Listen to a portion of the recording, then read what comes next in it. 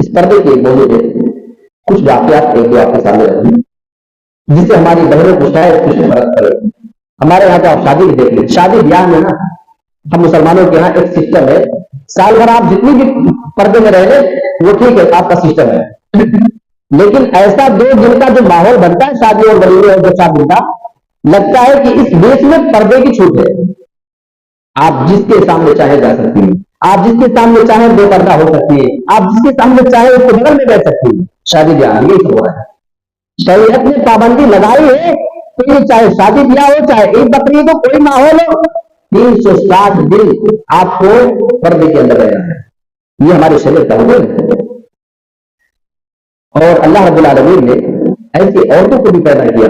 اللہ کے نبی کے زمانے میں ایک عورت کے بیٹے کا انتقال ہو گیا, جوان بیٹا اس کا انتقال کر دیا. خبر ملتی ہے کہ تیرا جوان بیٹا جنگ کے شہید ہو گیا. ہمارے یہاں کی عورتیں سن لیں, جس حالت میں آنگن میں بیٹھی ہوگی جب تھوڑی دیر میں اسی حال میں ہم ہوں گے, اسی مشن میں. عورت نے سنا اور بوڑھی تھی, تھوڑی دیر کے بعد تشریف آتی ہے. لوگوں نے دیکھا کہ عورتیں آپ کو مکمل طور پہ پردے میں ڈھانپ کے آ رہی ہے, اوپر سے چادر اور یا برقع لگائے ہوئے. لوگوں نے سوال کر لیا, جب تمہیں تمہارے جوان بیٹے کی شہادت کی خبر دی گئی تو تمہیں اتنا وقت ملا کہ تم پردہ کر رہی تھی اس ٹائم کو. میرے پیارے ساتھیوں, میری ماں اور بہنوں, اس عورت نے جواب دیا تھا, اے لوگوں, جنگ کے اندر میرا بیٹا مرا ہے لیکن ابھی بھی میری غیرت زندہ ہے, میری غیرت ابھی بھی نہیں ہوئی ہے. کیا جواب تھا. ایسی عورتیں بھی تھے. اللہ کے نبی کے پاس ایک عورت آئی, کہنے لگی اللہ کے نبی مجھے مرگی کی بیماری ہے, جب مجھے مرگی کا دورہ پڑتا ہے تو میں بے ہوش ہو جایا کرتی ہوں, میری صدر بھی کھل جایا کرتی ہے. آپ اللہ سے دعا کر دیں کہ اللہ میری اس بیماری کو صحیح کر دے.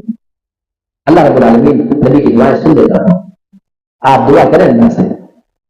اللہ کے نبی نے اس کے سامنے جو آپشن رکھا, میری بہن میں تیری پرابلم سن چکا ہوں, اب میں تیرے سامنے 2 آپشن رکھتا ہوں, اگر تو چاہے میں دعا کرتا ہوں اللہ تیری اس بیماری کو صحیح کر دے, لیکن اگر تو چاہے تو صبر کرنے والا کی جنت اور اس صبر کی وجہ سے تیرے لیے جنت ہے, اللہ تیرے جنت میں داخل کرے گا. یہ آپشن ہے. اب بتا تو کیا بات پسند کرتی ہے. وہ عورت آئی تھی, بیماری سے پریشان تھی, بیماری سے شفا مل جائے نبی کے پاس آئی دعا کروانے کے لیے, لیکن جب جنت کی بات ہوئی صبر کرنے کی وجہ سے اگر مجھے جنت مل رہی ہے تو میرے لیے اللہ کے نبی آپ اس بیماری سے صحیح ہونے کی دعا آپ نہ کریں, کیونکہ اس بیماری پہ میں صبر کر لوں گی اور اللہ سے میں جنت کا مطالبہ کرے گی, اللہ مجھے اس کی وجہ سے جنت میں داخل کر دے. لیکن میرے پیارے ساتھیوں, اس عورت نے آگے جو جملے کہے تھے وہ ہمیں جھجھوڑنے کے لیے کافی ہے. اس عورت نے کہا, اے اللہ کے نبی, جب مرغی کا دورہ مجھے آیا کرتا ہے, جب میں بے ہوش ہو کر کے گیا کرتی ہوں تو میری کچھ سطر بھی کھلا کرتی ہے, میری تھوڑی بہت جو ڈھکنے کی چیزیں وہ بھی کھل جایا کرتی ہیں. آپ اللہ سے یہ دعا تو نہ کریں کہ میری بیماری کو صحیح کر دیں, لیکن آپ اتنی دعا ضرور کر دیں کہ جب میں بے ہوش ہوا کروں تو اللہ میری سطر کی حفاظت کرے, میں اس وقت بے پردہ نہ ہوا کروں. اب نبی کے سامنے کوئی آپشن نہیں رہا. اب نبی نے اسے آپشن نہیں دیا کہ میں اس پہ بھی تمہیں جنت کی بشارت دیتا ہوں, کیونکہ بات پردے کی ہے, بات عورت کی سطر کی ہے. اب نبی بھی مجبور ہو جاتے ہیں. آپ نے اللہ سے دعا کر دیا, اے اللہ اس عورت کی پردے کی بھی حفاظت کر کے اس کے سطر کی حفاظت کر لے. آئندہ جب وہ عورت بے ہوش ہوتی تھی اس کے سطر نہیں کھلا کرتے تھے. اس عورت کو بھی گوارا نہیں ہوا اور اللہ کے نبی کو بھی ایک منٹ کے لیے بھی اس کی سطر کھلے اللہ کے نبی کو کوئی بالکل بھی گوارا نہیں ہوا, اور آپ نے فوراً اس عورت کے لیے اس کے حق میں دعا کر دی. تو ہمارے اور آپ کے یہاں پردے کے سلسلے میں ہمیں جو کوتاہیاں دیکھنے کو مل رہی ہے اس کے بارے میں ہمیں غور و فکر کرنے کی ضرورت ہے. اور پردے کے سلسلے میں بسا اوقات عورتوں کو بیچاروں کو غیرت دلایا جاتا ہے کہ اسلام نے تمہارے اوپر ظلم کیا ہے, جو تمہارے اوپر پردہ لاگو کیا جاتا ہے یہ تمہاری ترقی میں رکاوٹ بن رہا ہے. بات ایسی نہیں. نبی کے زمانے میں عورتیں پردہ کرتی تھی اور وہ اچھا خاصا تجارت بھی کر لیا کرتی تھی. آپ دیکھو نا, نبی کی بیوی حضرت خدیجہ پردے میں رہ کر کے کاروبار کر لیا کرتی تھی, اور بھی بہت ساری عورتوں کی آپ کو مثالیں مل جائیں گی. تو عورت کے لیے پردہ ترقی میں رکاوٹ ہرگز نہیں ہے. اچھا, اسلامی معاشرہ میں چونکہ یہ پردے کے بارے میں بات تھوڑی زیادہ ہو گئی, ایک آدھ پوائنٹ کی میں آپ کو اور لے کر کے چلنا چاہتا ہوں. اسلامی معاشرہ میں ہمیں اور آپ کو اپنے گھروں کے ماحول کو بھی سنبھالنے کی ضرورت ہے. بسا اوقات نئی نئی جو شادی ہوتی ہے نا اس میں بڑے بگاڑ ہوتے ہیں. میں خاص طور سے ان بہنوں سے یہ کہنا چاہتا ہوں جن کی شادی تھوڑا جلدی جلدی ہوئی ہے. شادی کے بعد آپ اپنے شوہر کے اوپر زیادہ فوکس کریں. جب تک آپ کی شادی نہیں ہوئی کتنے رشتے ہم نے دیکھے ہیں وہ مائیں بیچاری اکسا کر کے پورا دن فون پہ لگی رہتی ہیں. وہاں سے جو آڈر ہوگا وہ بچی یہاں پہ کرتی ہے. بچے کو آزاد چھوڑ دیں. آپ کو جو تعلیم دینا تھی آپ نے دے دیا. آپ نے جو باتیں بتانا تھی اسلام کی تعلیم دیجیے اور صحیح طریقے سے. اب آپ کی ذمہ داری ہے آپ رہنمائی کرتے رہے. لیکن بسا اوقات دیکھیں وہ بیچاری کچھ دلہن جو آتے ہیں فون پہ چھپتی ہے. ماں نے جو آڈر کیا ادھر سے بہن نے جڑا سیم وہی کام کر رہے ہیں. یہ گھروں میں بگاڑ کا ایک اہم سبب بنتا ہے. میرا شوہر کہہ رہا کہ یہ کرو, امی یہ کرنا کہ نہیں کرنا, میری بیٹی نہیں کرنا. اب وہ نہیں کرنے والے کی چائے جلدی ہو جائے. ہاں میری ساس نے یہ بات بول دی ہے تو ادھر سے اس کی ماں جو ہے اس کو پھر وہاں سے مشورے دے گی تم ایسا کرو تم بھی یہ کرو. جو وہاں سے آ رہا ہے ارے بھائی آپ یہاں اس گھر میں آئی ہو, آپ اس گھر کو دیکھ رہی ہو, آپ سامنے سے حالات کو دیکھ رہی ہو فیس ٹو فیس. آپ کی ماں کیا سمجھے کہ کون سا مزاج کون سا ماحول وہاں پہ چل رہا ہے.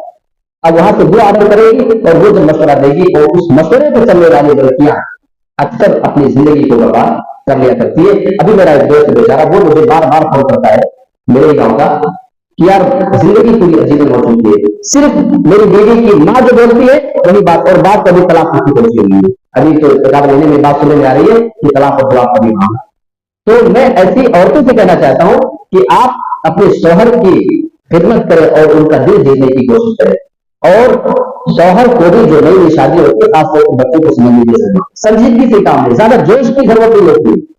کبھی کبھی گھر سے باہر ہے فون کیا ایک دو بار بزی آ گیا. اب اس کے بعد جب فون ریسیو ہوگا بیوی کی طرف سے تو فون ڈالی کہاں بزی تھی, جب سے میں فون کر رہا ہوں. ہو سکتا ہے اس کی ماں ہو سکتا ہے گھر پہ کسی اس کے بھائی کا فون آیا, اس کے باپ کا فون آیا. سنجیدگی کا مظاہرہ کرے. نئی نئی شادی میں زندگی کو سنبھالنا بڑا مشکل ہوتا ہے. لوگ جوش میں ہوتے ہیں, یہ ادھر سے جوش نہ ہم کم نہ تم کم, ہے نا. اسی میں جو ہے اکثر رشتے بنتے اور بگڑتے ہیں. شادی کے شروع کے مرحلے کو جو جوڑے سنبھال لے جاتے ہیں ان کی آنے والی زندگی بہت ہی زیادہ خوشگوار ہو جاتی ہے. لہذا شادی کے شروعاتی ایام میں نوجوان لڑکوں اور لڑکیوں کو خاص طور سے اپنے لائف کو مینج کرنے کا طریقہ یہ والدین کی ذمہ داری ہے کہ آپ نے شوہر کی خلاف ورزی کبھی نہ کرے. شوہر جو چیز پسند کرتا ہے اگر وہ جائز چیز ہے تو آپ جھوٹ بول کے بھی اس کی تعریف کر دیا کریں. اور کبھی شوہر کی بھی ذمہ داری بنتی ہے کہ آپ اپنی بیوی کی چھوٹی چھوٹی چیز جو آپ کو چھوٹی سے چھوٹی نظر آئے آپ ان کو بہت بڑا کر کے اس کی تعریف کے الفاظ میں رکھیں. ہاں یہ بات تمہاری بڑی اچھی ہے, اور دیکھنا اگلی بار سے اس کام میں وہ اور زیادہ لگن کے ساتھ کرنے کی کوشش کرے گی کہ میرے شوہر کو وہ چیز نہیں پسند آتی. لیکن دیکھا یہ جاتا ہے کہ ایسے لڑکے بیچارے باہر کی دوسری عورتوں کی تو بڑی تعریف کرتے ہیں لیکن اپنی بیوی کی بڑی سے بڑی اچھی خصلت اور اچھی اچھی خوبیاں جو کو بھی نظر نہیں آتی ہے. تو بہرحال باتیں بہت ساری ہو سکتی ہے. یہ موضوع ہی ایسا ہے کہ اس کو سمجھ پانا ایک گھنٹے بڑا مشکل کام ہے میرے لیے نہیں بلکہ تمام لوگوں کے لیے. اللہ رب العالمین سے ہم دعا کرتے ہیں کہ پروردگار ہم تمام مسلمان بھائیوں کو اپنے سماج اور معاشرے کی اصلاح کرنے کی توفیق عطا فرما, اور جو برائیاں اور کمیاں ہمارے اندر پائی جاتی ہیں اے اللہ تو ہم مسلمانوں سے اس کو دور کر دے اور اس کا خافا کروا دے. اور جن لوگوں نے بھی اس پروگرام کو کرنے کے لیے دیکھیں پروگرام جو اس طرح کے ہوتے ہیں مسجد والے کم خرچ میں اور اچھے خاصے پروگرام ہو جاتے ہیں. پروگرام کا مطلب بالکل یہ نہیں کہ آپ لمبے سے لمبا اسٹیج سجائیں اور بالکل 10-20 علماء کو بلائیں. کبھی یہ 1-2 گھنٹے کا پروگرام بھی اصلاح کے لیے کافی ہو سکتا ہے. شرط یہ ہے کہ اس کو ہم خلوص کے ساتھ کریں, کرنے والے بھی اور کرانے والے بھی.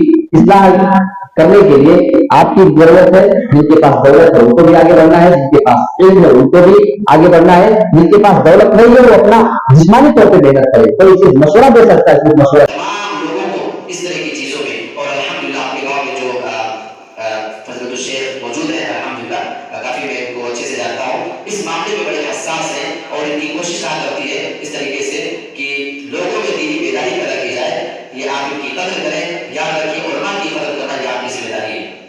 اپنے بیٹوں اور بچیوں سے زیادہ آپ ان کی دیکھ ریکھ کریں. ان کے لیے مطلب جو بھی آپ کے امام ہوتے ہیں یہ بیچارے آپ کے لیے اپنا گھر بار چھوڑ کر کے یہاں آتے ہیں, اور ہر ہفتے آنا جانا جو علاقے کے لوگ ہوتے ہیں کافی دشواریوں کا سامنا کرتا ہے. اس میں کوڑے کا موسم بھی ہوتا ہے, اس میں گرمی بھی ہوتی ہے, اس میں برسات کی وہ بارش بھی ہوتی ہے, لیکن یہ تمام چیزیں ان کے عزم اور حوصلے کو روک نہیں پاتے ہیں. وہ اپنے ٹائم پہ آتے ہیں اور ٹائم پہ جاتے ہیں. اللہ رب العالمین سے دعا کرتے ہیں کہ اللہ رب العالمین تمام مساجد اور ان کی قدر و منزلت کو